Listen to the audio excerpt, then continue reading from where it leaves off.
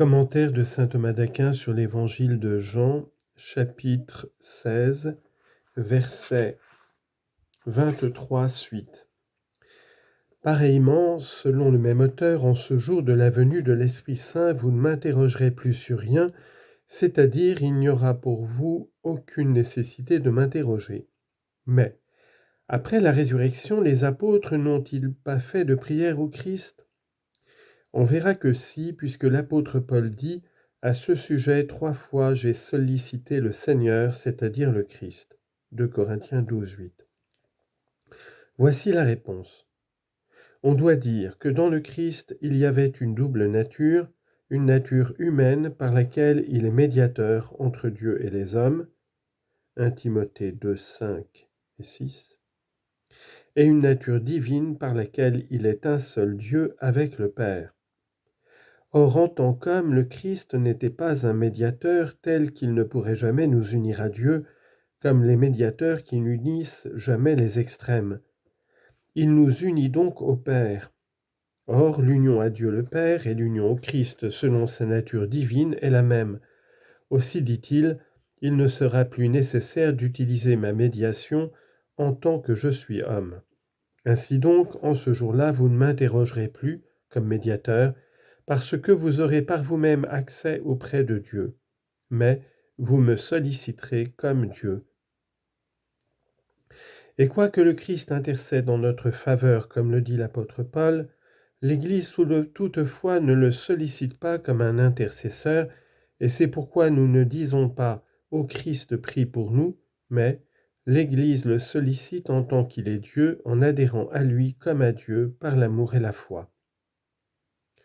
Selon Augustin, il s'agit du jour de la vision de gloire, de la manière suivante.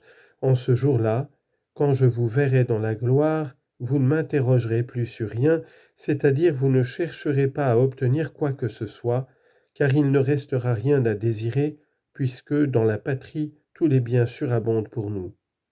Citation, « Tu m'empliras d'allégresse près de ta face » Psaume 15, verset 11. Et encore, « Je serai rassasié quand apparaîtra ta gloire » Psaume 16, verset 15. De même, vous ne m'interrogerez sur rien, parce que vous serez comblés de la connaissance de Dieu. Citation, « Dans ta lumière, nous verrons la lumière » Psaume 35, verset 10. À ces deux interprétations d'Augustin, on peut objecter que les saints prient dans la patrie selon ce passage du livre de Job. Appelle donc s'il y a quelqu'un pour te répondre, et tourne-toi vers l'un des saints. Job, chapitre 5, verset 1. Et au second livre des Maccabées, il est dit qu'une personne du ciel priait pour son peuple. Et l'on ne peut pas dire qu'un saint prie pour les autres, et non pour lui-même, puisque l'Apocalypse dit « Jusques à quand, Seigneur saint et véridique, ne juges-tu pas et ne venges-tu pas notre sang ?» Apocalypse 6, verset 10. De même, les saints interrogent, car ils seront égaux aux anges, d'après Matthieu. Or les anges interrogent lorsqu'ils disent « Qui est ce roi de gloire ?» Psaume 23, verset 8. Et au livre d'Isaïe, « Qui est-il donc celui qui arrive d'Édom ?» Isaïe 63, verset 1. C'est, selon Denis, la voix des anges. Les saints interrogent donc eux aussi. Mais il y a une double réponse à l'une et l'autre objection. La première, c'est que le temps de la gloire peut être considéré de deux points de vue, selon le commencement de la gloire et selon sa consommation plénière. Or, le temps du commencement de la gloire va jusqu'au jour du jugement, car quant à leur âme, les saints ont reçu la gloire, mais ils attendent encore de recevoir quelque chose, pour eux-mêmes la gloire du corps, et pour les autres, que soit complet le nombre des élus. C'est ainsi que jusqu'au jour du jugement, ils peuvent chercher à obtenir et interroger, mais cependant pas en ce qui concerne l'essence de la béatitude. Quant au temps de la gloire pleinement consommé, il vient après le jour du jugement. Après ce jour, il ne reste rien à demander et rien non plus à connaître, et c'est de ce jour que le Seigneur dit, en ce jour-là, c'est-à-dire au jour de la gloire consommée, vous ne chercherez plus à obtenir quoi que ce soit, vous n'interrogerez plus sur rien.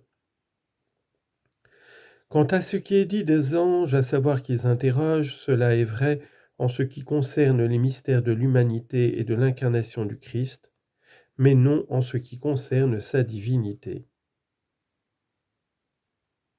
Amen, amen, je vous le dis, si vous demandez quelque chose au Père en mon nom, il vous le donnera.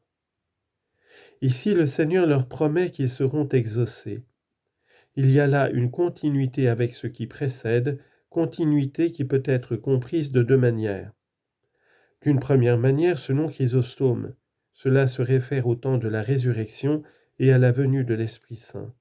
Comme s'il disait, « Il est vrai qu'en ce jour de la résurrection et de l'Esprit Saint, vous ne m'interrogerez plus sur rien, et cependant, vous aurez mon aide, parce que vous demanderez en mon nom au Père, auprès de qui vous aurez accès par moi. » D'une autre manière, selon Augustin, en ce jour-là, celui de la gloire, vous ne m'interrogerez plus sur rien, mais en attendant, tant que vous vivez ensemble le pèlerinage de la misère présente, si vous demandez quelque chose au Père, il vous le donnera. Et en ce sens, si vous demandez quelque chose au Père, ne se réfère pas à ce jour-là, mais à ce qui précède ce jour-là. Or, le Seigneur donne 7 conditions d'une bonne prière. La première, c'est de demander des biens spirituels, et cela lorsqu'il dit « si vous demandez quelque chose ». Car ce qui est entièrement terrestre, même si c'est en soi quelque chose, n'est rien comparativement aux réalités spirituelles. Citation, « En comparaison de la sagesse, j'ai tenu les richesses pour rien. » Sagesse 7, verset 8. Et encore, « J'ai regardé la terre et voici qu'elle était vide, une terre de néant. » Jérémie 4, 23. Mais en Matthieu, le Seigneur n'enseigne-t-il pas au contraire à demander des biens temporels, notre pain de chaque jour? Matthieu 6, 11. Mais il faut dire que la demande d'un bien temporel, si elle se réfère à celle d'un bien spirituel, est déjà quelque chose. La deuxième condition, c'est que la prière soit faite avec persévérance. Aussi le Seigneur dit-il à ce propos, « Demandez », sous-entendu en persévérant. Il faut prier toujours et ne jamais se décourager. Luc 18, verset 1. Et prier sans cesse. 1 Thessaloniciens 5, verset 17. La troisième condition, c'est que la prière soit faite dans la concorde. C'est pourquoi le Seigneur parle au pluriel, si vous demandez. Citation, « Si 2 d'entre vous se mettent d'accord sur la terre pour demander quoi que ce soit, ils l'obtiendront de mon Père qui est dans les cieux. » Matthieu, chapitre 18, verset 19. Aussi est-il impossible, selon la glose de l'Épître aux Romains, que la prière de beaucoup ne soit pas exaucée. La quatrième condition, c'est que la prière provienne d'un amour filial, quand il dit « Ô Père ». Car celui qui demande par crainte, ce n'est pas au Père qu'il demande, mais au maître de maison ou à l'ennemi. Si donc vous, mauvais que vous êtes, vous savez donner de bonnes choses à vos enfants, combien plus encore votre Père qui est dans les cieux en donnera-t-il de bonnes à ceux qui les lui demandent? Matthieu 7, 11. La cinquième condition, c'est que la prière soit faite avec piété, c'est-à-dire avec humilité. Citation, « Il a regardé la prière des humbles et n'a pas méprisé leurs supplications. » Psaume 101, verset 18. Avec la confiance d'être exaucé. Citation, « Mais qu'il demande dans la foi sans hésiter en rien. » Jacques chapitre 1, verset 6. Et selon un ordre juste. Citation, « Vous demandez, vous ne recevez pas parce que vous demandez mal. » Jean 4, verset 3. Et quant à cela, le Seigneur dit « En mon nom, qui est le nom du Sauveur. » C'est au nom du Sauveur que l'on demande ce qui se rapporte au salut, et c'est de cette manière qu'on peut obtenir le salut. Citation, « Il n'est pas sous le ciel d'autre nom donné aux hommes par lequel nous devions être sauvés. » Acte 4, verset 12. La sixième condition, c'est que la prière soit faite en temps opportun. Aussi le Seigneur dit-il, « Il vous le donnera. » car si on ne reçoit pas, il ne faut pas se décourager aussitôt. Ce sera donné certainement, même si c'est différé, pour être donné au moment qui convient, afin que notre désir croisse davantage.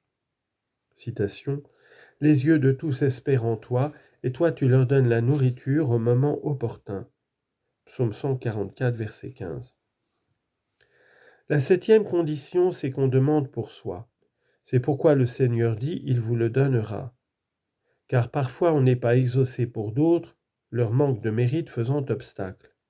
Citation. Toi donc ne prie pas pour ce peuple-là. Jérémie 7, verset 16. Et encore, même si Moïse et Samuel se tenaient devant moi, mon âme ne se tournerait pas vers ce peuple. Jérémie 15, verset 1. Jusqu'à présent, vous n'avez rien demandé en mon nom, demandez et vous recevrez pour que votre joie soit plénière. Verset 24. Ici, le Seigneur les exhorte à vivre dans la confiance qui leur a été donnée. Il rappelle d'abord leurs défaillances passées, puis il les exhorte à progresser à l'avenir. Leur défaillance passée consiste à n'avoir rien demandé. Aussi dit-il, jusqu'à présent, vous n'avez rien demandé en mon nom. Mais Matthieu et Luc n'affirment-ils pas au contraire, il leur donna puissance sur tous les démons et pour guérir les maladies? Luc 9, verset 1. Or cela, les disciples le faisaient en priant. Ils ont donc demandé quelque chose au nom du Christ, et d'autant plus qu'ils disaient, citation, « Seigneur, en ton nom même les démons nous sont soumis. » Luc 10, verset 17. C'est pourquoi on doit dire que la phrase peut s'expliquer de deux manières. Voici la première. Jusqu'à présent, vous n'avez rien demandé, c'est-à-dire rien qui soit quelque chose de grand en mon nom. Car les demandes de guérison corporelle sont peu de choses en comparaison des grandes choses qui allaient se faire par la prière. Et ils n'avaient pas encore reçu l'esprit d'adoption par qui ils aspireraient aux réalités spirituelles et célestes. Et si vous dites que précédemment ils ont demandé quelque chose de grand, citation, Seigneur, montre-nous le Père, Jean 14, verset 8, précisons qu'ils ne le demandaient pas au Père dont il est question ici, mais confiant seulement dans le Christ homme, ils s'adressaient à lui comme médiateur pour qu'il leur montre le Père. Il y a une autre manière d'expliquer la phrase du fait que le Seigneur avait dit « Si vous demandez quelque chose au Père en mon nom », c'est qu'auparavant il n'avait pas demandé en ce nom, n'ayant pas une parfaite connaissance du nom du Christ.